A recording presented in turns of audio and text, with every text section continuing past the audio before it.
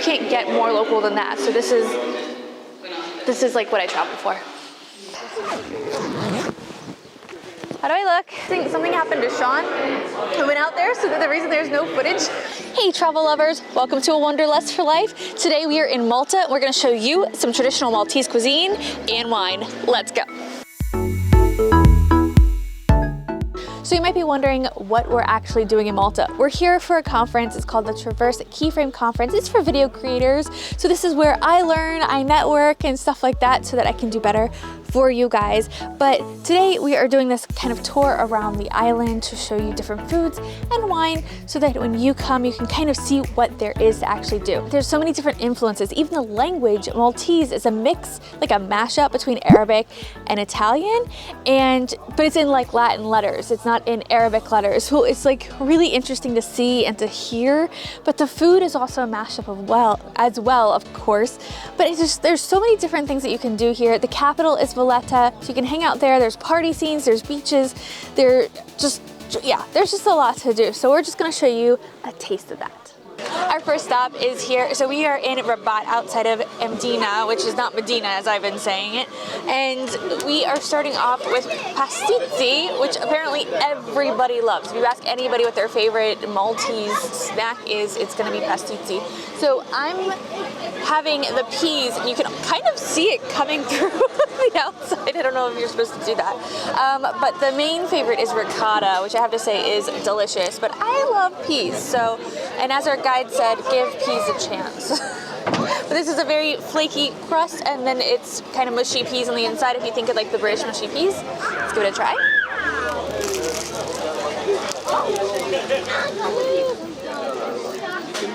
So the inside is very much like a British mushy pea, like with the dinner kind of thing. So it's very savory, a little peppery. It's really nice. And they're folded very differently. So the pea looks like more like a seashell. I'm sorry, it's very loud. And the ricotta is kind of folded in the middle. And then if you get something like chicken, I think has like seeds on the top of it. But go somewhere where there's always a line so you can get the hottest ones, freshest ones. Hey, sorry for the interruption past me, but I wanted to show you guys that right outside the city walls here in Valletta, there's a great Pastizzeria spot, and it's really great because, first of all, there's a lot of foot traffic, so freshly made constantly, and they're just really popular and super cheap, so we're gonna grab one.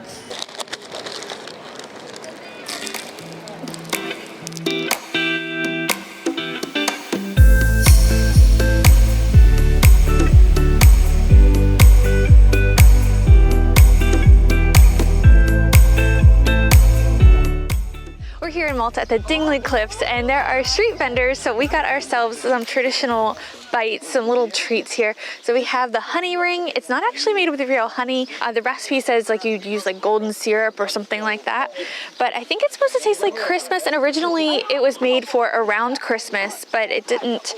It's kind of gotten more popular around the whole year. So we have like, it's very much a ring shape here, and then you can see the filling. Let's see what it tastes like. It looks very crumbly.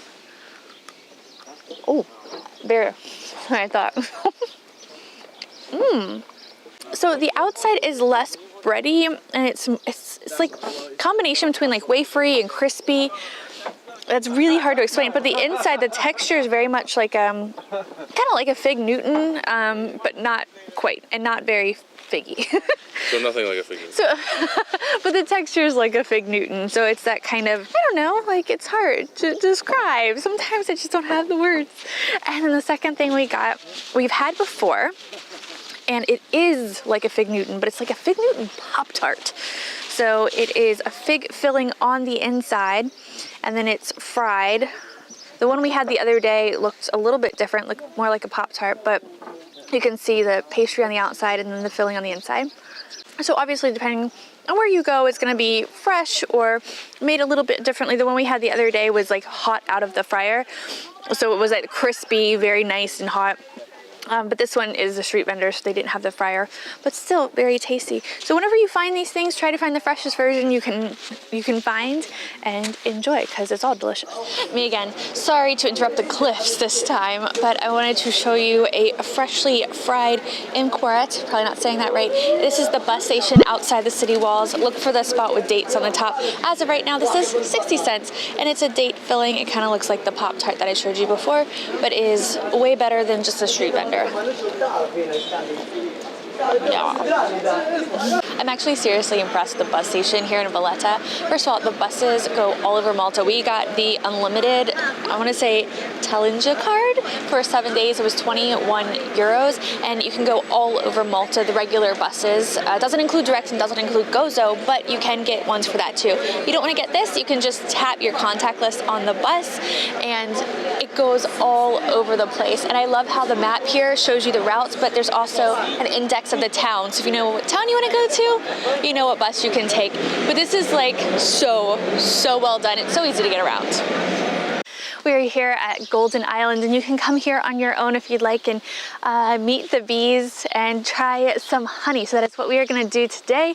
I think it's going to be a very interesting excursion. But the really cool thing is this is actually set on a 2,000-year-old Roman ruin, and they used to like make olive oil. So there's like the ruins of like an olive press here. So yeah, let's see how the honey is, and we get to taste some cheeses too from a local farmer. So it's gonna be a delicious couple hours.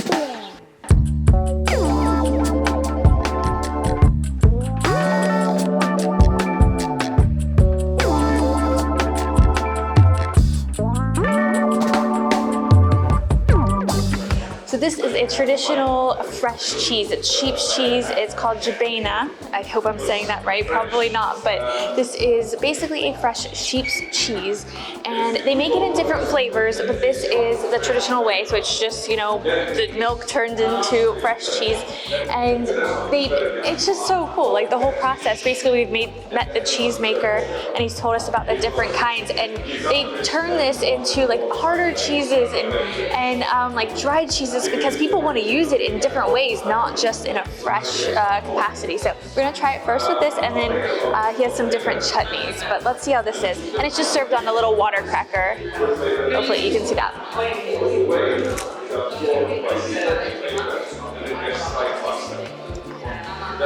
Whoa, that is so mild, so nice. Like, it's not really creamy, it's just like, I don't even know how to explain it. It's like a little jiggly, you know?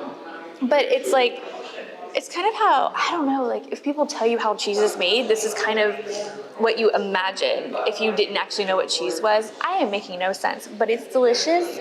And with the cracker, it's so nice because it's just soft texture with the crack. Oh, okay, hold on.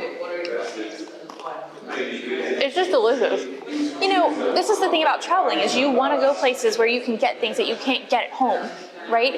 And we are meeting, you know, this guy that does all these recipes and makes all these cheeses, and you can't get more local than that. So this is like what I travel for.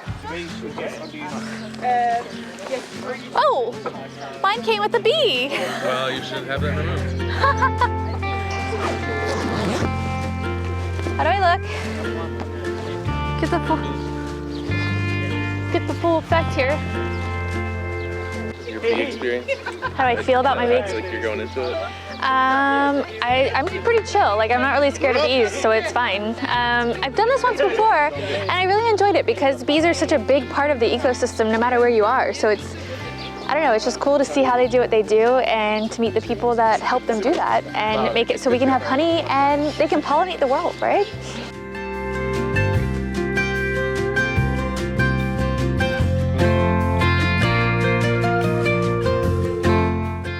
Check that out.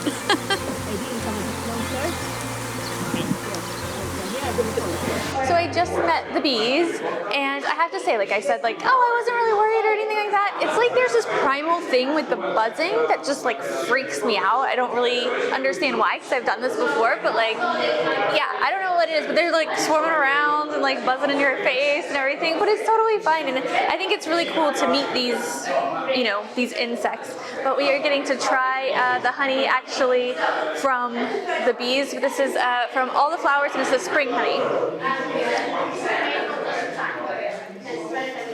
Very floral. You can feel a little bit of structure to it. It's really, really nice. And the craziest thing, something happened to Sean, who went out there, so that the reason there's no footage actually by the bees. Sean was walking out with us, and he was like, I don't know, 50 feet away, because he was going to stay far away. He wasn't suited up. And they stung him right underneath the eye, which he's fine. But we're not allergic, thank goodness, but that's why there's no footage of that. But at least we get to try the great honey from the bees. We've made it to the Valletta Winery here in Malta, and they mostly make red wines, but we get to try their Chardonnay. And I'm so excited because I've already smelled it, and it smells super buttery, and I'm actually really excited to try this. I know there's a lot of regions that don't do white wines very well, so I'm wondering if this is going to be one of them. Whoa. Okay. It's not very like heavy, but it's very like smooth and buttery, and I mean, just look at that. Like, it's that yellow color. Well, it's really nice. So we're gonna go inside and we're gonna have some, you know, meats and cheeses as you do at a wine tasting. But this place is so cool. And basically the owners here wanted to show that Malta can hold its own in the world of wine here in Europe.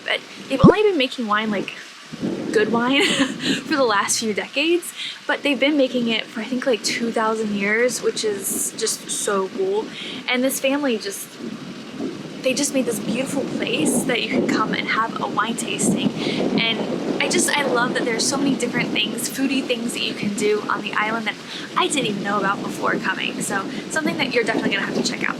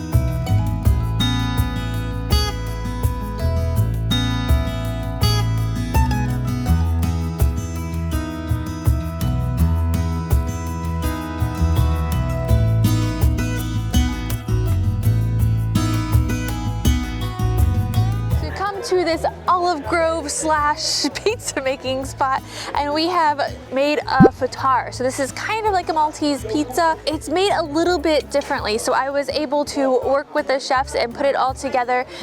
And you fold over the crust and you make your own crust. So I topped mine with some tomato sauce, some feta, some, I don't even know what, potatoes. So let's try it.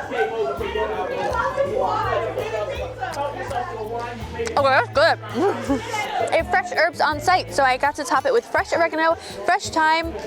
This is absolutely delicious. I'm so glad we were able to do this. I mean, getting to experience places through its food is so important, and I think this is the perfect example of that. So I'm just gonna keep eating. See you guys later. Welcome back to your interjection from Valletta. there were just some things we had to show you from here.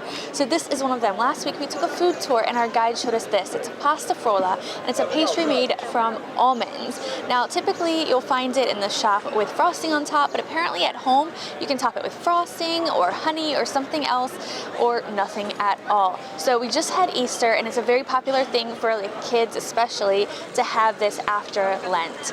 And we are next to the market hall. We're not going to show you the inside, but there's food from all over the world there, so if you're in Valletta, definitely head in there. But let's go ahead and try this. It's very shortbread-esque, so it's pretty crumbly. Some of them, the one we had before, I think that's just because it's the end piece, to be fair.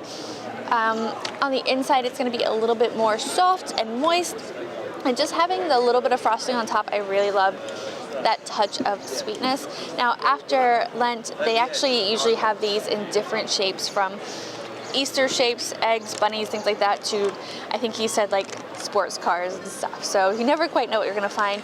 But if you're here and you see this, this is very typically Maltese and you just have to get it. When we asked the guy what was traditionally Maltese, he was like, you have to get this. It was also the last one in the case. So I think that's a really good sign. This is a mandorlette. Hey, I said it right. I totally thought I was gonna say Mandalorian. Let me know in the comments if you watched The Mandalorian. I love that show. But this is basically pure almond paste as far as what he told us. So it should be pretty delicious.